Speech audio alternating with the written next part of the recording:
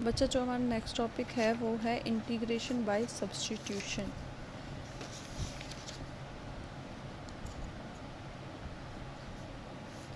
Integration by substitution इसके हम पहले एक दो क्वेश्चंस करेंगे, फिर कुछ इसका बेसिक समझेंगे।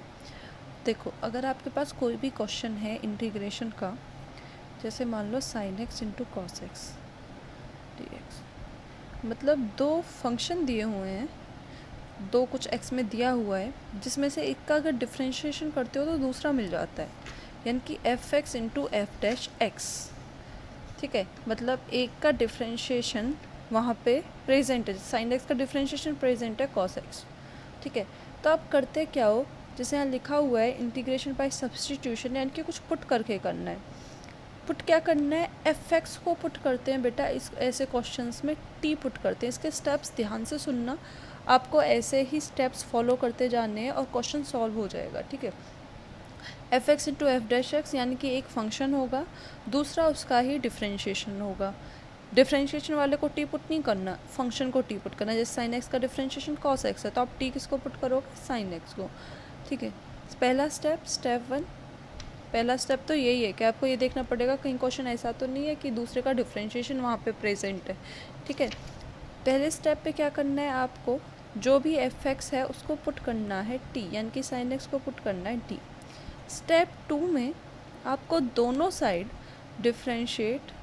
अब देखो, इस क्वेश्चन को भूल जाओ, एक बार आपने ये देख लिया कि हाँ यहाँ पे साइन एक्स का डिफ्रेंशिएशन प्रेजेंट है कॉस एक्स, और बाकी कुछ प्रेजेंट नहीं है, बस दो ही चीज़ें हैं, एक फंक्शन एक उसी का डिफ्रेंशिएशन। तो sine X equals to T put कर दिया।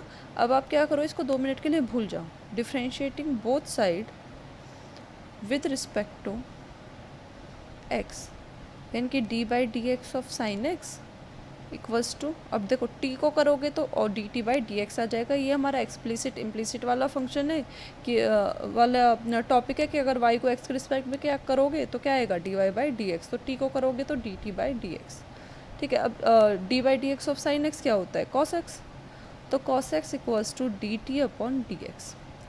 जब आप डिफ्रेंशिएशन कर लो, अब देखो बेटा हमारा मोटिव क्या रहता है ना, अब हमने साइन एक्स को टी पुट कर दिया, हमारा मोटिव रहता है कि अगर हमने टी पुट कर दिया तो इस क्वेश्चन में सब कुछ, जितना भी कुछ है वो सब किस में कन्वर्ट हो जाए, टी में ही कन्वर्ट हो जाए, एक्स का कोई टर्म ना बचे। तो एक्स की कोई टर्म नहीं बचेगी, साइन एक्स को तो पुट कर दिया टी। अब वापस पे क्वेश्चन पे आते हैं, फर्स्ट इक्वेशन पे आते हैं कि हमने साइन एक्स को तो टी पुट कर दिया, तो साइन एक्स की जगह तो टी आ गया, पर एक्स तो बचना नहीं चाहिए। बेटा आप ध्यान से देखो, यहाँ डी एक्स को मल्टीप्लाई कर दो, कॉस एक्स डी एक्स की वैल्यू कितनी आ गई, D T. Cos X D X की वैल्यू कितनी आ गई, डी टी। तो ये क्या बन गया, डी टी। अब हमारा पूरा क्वेश्चन किस में कन्वर्ट हो गया, टी में।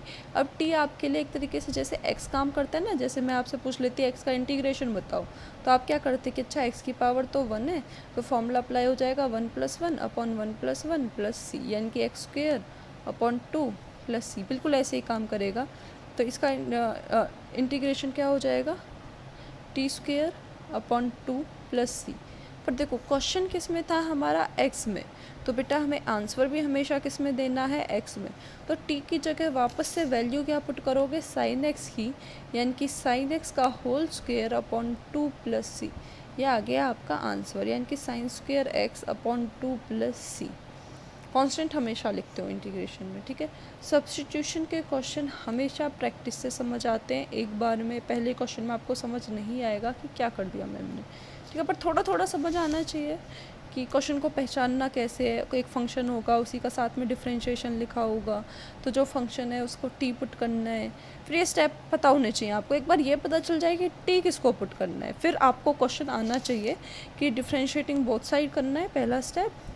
फिर हमारा मोटिव ये है डिफ्रेंशिएट करने के बाद कि जितना भी कुछ है वो एक्स में ना बच के किस में बचे, टी में। फिर टी का इंटीग्रेशन करके जैसे एक्स वाले का करते थे बिल्कुल ऐसे ही, फिर वापस से टी की जगह उसकी वैल्यू पुट करनी है। ठीक है, एक और क्वेश्चन कर लेते हैं।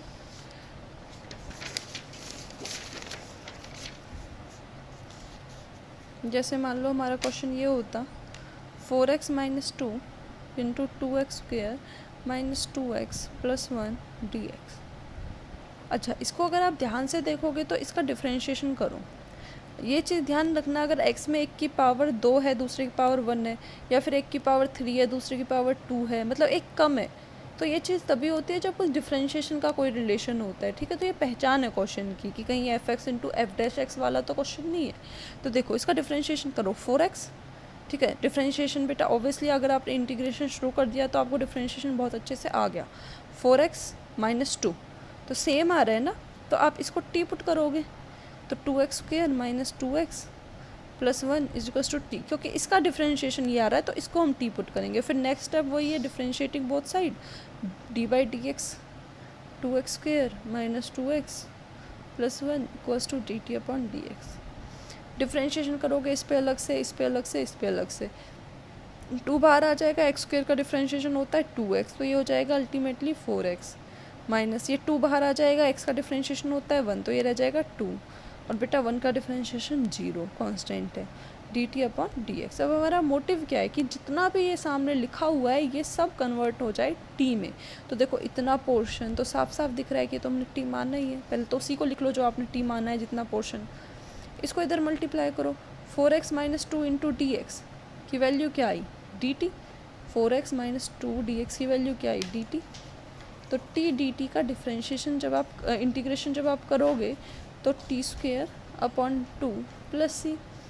बेटा t की वैल्यू फिर से पुट करोगे, यानी कि 2x² माइनस 2x प्लस 1 इसका होल स्क्वेयर अपॉन 2 प्लस में कांस्टेंट, ठीक है। ये 2 क्वेश्चन ध्यान से देखो इस वीडियो को, बाकी मैं नेक्स्ट वीडियो में फिर से अभी टॉपिक रहता है ये इंटीग्रेशन बाय सब्स्टिट्यूशन, वहाँ पे पढ़ेंगे।